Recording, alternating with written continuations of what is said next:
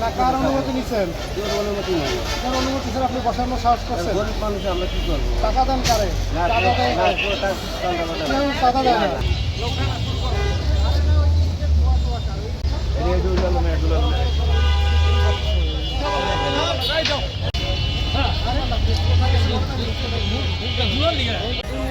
এই জন্য আপনি রাখবেন, আরেকজনে পায়খানা খেলে আপনি পায়খানা খাবেন না, আপনি খাবার পারবেন এটা।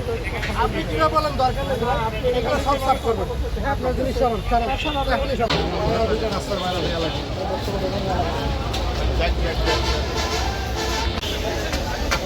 আর ওই চাচারও ডাকবেন, কথা বলবো। কার অনুমতি নিছেন? আমরা তো গরিব মানুষ। না কার অনুমতি নিছেন? অনুমতি নেই। কার অনুমতি ছাড়া আপনি বসানোর সাহস করছেন? গরিব মানুষ আমরা কি করবো? টাকা দেন কারে? টাকা দেয় না। কেউ টাকা দেয় না। তাহলে সরকারি জায়গায় কেন বসছেন? আপনি একটা দোকানের কারণে এই রাস্তাতে হাজার হাজার লোক যাচ্ছে।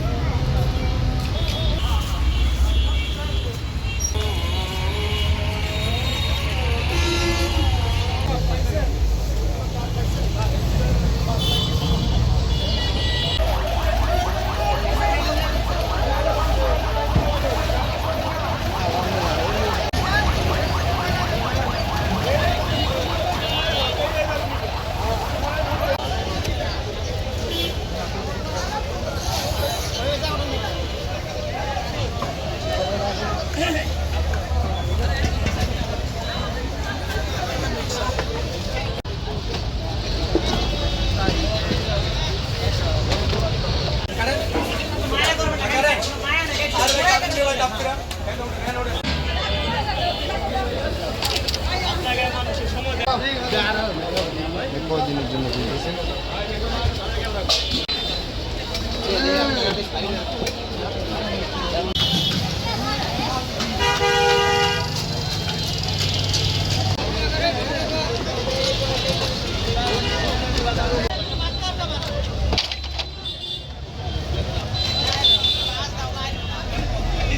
অভিযান কোথা থেকে কোথায় অভিযান, কত কিলোমিটার অর্থদণ্ড আছে কিনা সব কিছু একটু বলুন। জি ধন্যবাদ। আমাদের পবিত্র মাহে রমজান চলছে, আপনারা দেখতে পাচ্ছেন। কিছুদিন পরে আমাদের পবিত্র ঈদে আসলে সকল মানুষ তার নিজ নিজ বাড়িতে যাবে। তো এই সময় আমাদের হাইওয়েগুলোতে সাধারণত প্রচণ্ড জ্যাম পড়ে এবং এই জ্যামের উৎসগুলো আমরা খুঁজতে গিয়ে দেখা যায় যে আমাদের সার্ভিস লেন যেগুলো আছে তার অধিকাংশই আসলে অবৈধ দখলদার বা হকার কর্তৃক দখল হয়ে গেছে। তো আমরা এরকম আসলে 6টি স্পট সাভারে চিহ্নিত করেছি। আজ উপজেলা প্রশাসনের পক্ষ থেকে নবীনগর টু আমাদের যেটা চন্ডার হাইওয়ে আছে সেখানে আমরা অভিযান পরিচালনা করছি। এর পরবর্তীতে অন্যান্য স্পটগুলোতে অভিযান পরিচালনা করা হবে। এখন পর্যন্ত কোনো অর্থদণ্ড বা কারাদণ্ড দেওয়া হয়নি। তবে আমরা যদি এরকম কেউ যদি তাদের দখল সরিয়ে নিতে অনীহা প্রকাশ করে সেক্ষেত্রে আমরা হয়তো জরিমানা বা অর্থদণ্ডে যাব।